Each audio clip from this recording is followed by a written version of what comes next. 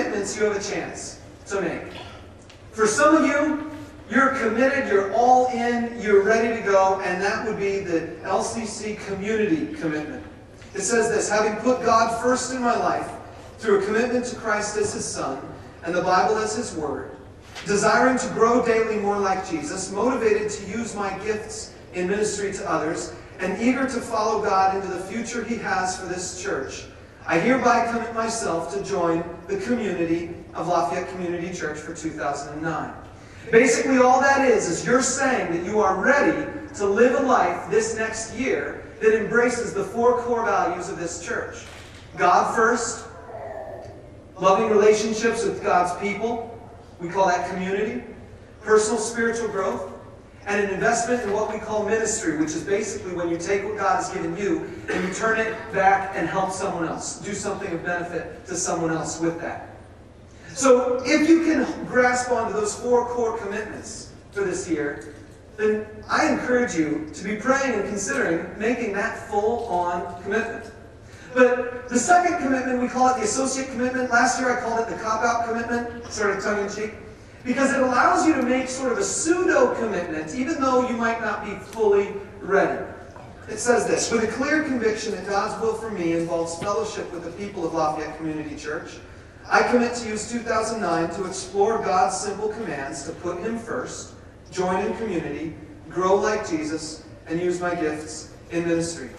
The difference is the first commitment says, I have already put God first, and I am in the process of making that my core value along with the others. I am actively in the process of making these my core values. The second commitment, the associate commitment, says, I'm not yet there, but I am going to stick around with these people while I explore these core commitments. As we talk the rest of this morning, we're going to be dealing with core commitment number 2.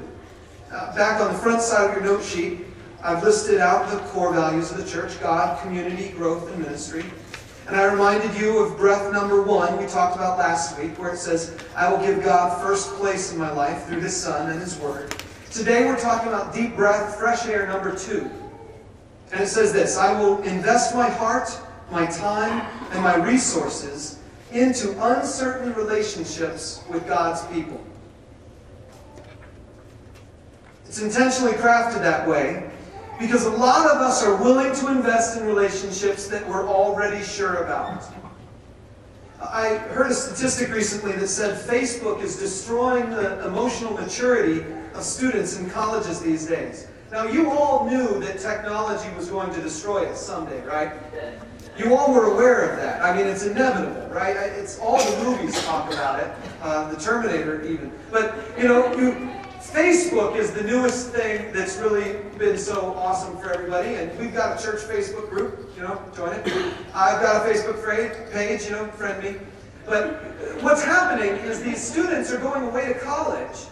And rather than investing time in building relationships with the people they meet at college, they are spending their time investing in building the relationships with their Facebook friends from back home. And some psychological research has shown that there are more issues and problems and a lower level of maturity, emotional maturity, among these students who have large numbers of friends back home. There's a lot of psychological studies on Facebook, but that's one that's interesting to me. And it basically points out this: that you and I have got to invest ourselves in uncertain relationships in order for us to make progress. I'm going to show you that in 3 snapshots of David's life. The first snapshot is from 1 Samuel 22, 1 through 4. I've printed this passage on your note sheet, but the next passage is one you're going to need to look up. It's 2 Samuel 23. It's on page 229 of the red Bibles there. I've also printed the page number on your note sheet there. But let's take a look at snapshot number 1. Follow along with me as I read it. I called it David's Hobos, and you'll see why. David left Gath and escaped to the cave of Adullam. When his brothers and his father's household heard about it, they went down to him there. All those who were in distress or in debt or discontented gathered around him, and he became their leader. About 400 men were with him, From there David went to Mizpah in Moab and said to the king of Moab, "Would you let my father and mother come and stay with you until I learn what God will do for me?"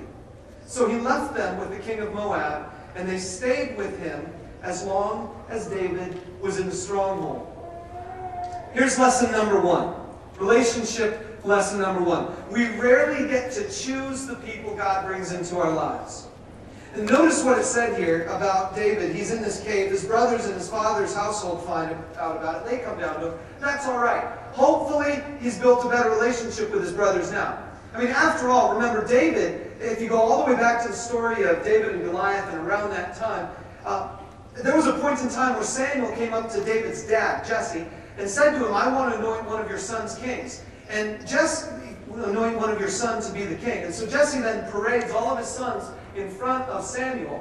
And he gets through all of them, and Samuel says, "None of these are the king. Don't you have anyone else?" And Jesse goes, "Oh yeah, there's David." Jesse didn't even consider David his son. You know what I mean? I mean, he was like the runt, the second-class citizen who was actually out being the shepherd at that time. And now, David's brothers and his father show up. And David's in a cave. What's he going to do for them? But it's not just that. Look at the next line. It said, all those who were in distress or in debt or discontented. They're hobos. They're in distress. They're in debt. They're discontented. They don't like their life. And so they flock to David. And you know how many of them there were? It says 400. Man, if I were around 400 hobos who were asking me to take care of them, I'd be like, oh, freaking out. Especially if I'm the one hiding in a cave. David apparently takes care of them. It says he became their leader. Man, I feel sorry for David. I mean, he's got all these distressed, indebted, discontented, and his mom and his dad. Well, at least he found a place to drop them off, in Moab with the king there. Would you take these people for me? And the king does. That's a good thing. But anyway, there's the point. We rarely get to choose the people God brings into our lives. Oftentimes when we do choose, we choose the people who are comfortable, the people who are easy to get along with, the people who are likable. But sometimes just to prove a point, I think God brings people into our lives who are less likable, less lovable, and a little bit annoying, and maybe on the hobo end of things. Because God wants to challenge us. And you're going to see in the next snapshot what happens as a result. Snapshot number 2, David's heroes. We're going to look to 2 Samuel 23. In the red Bibles, it's on page 229.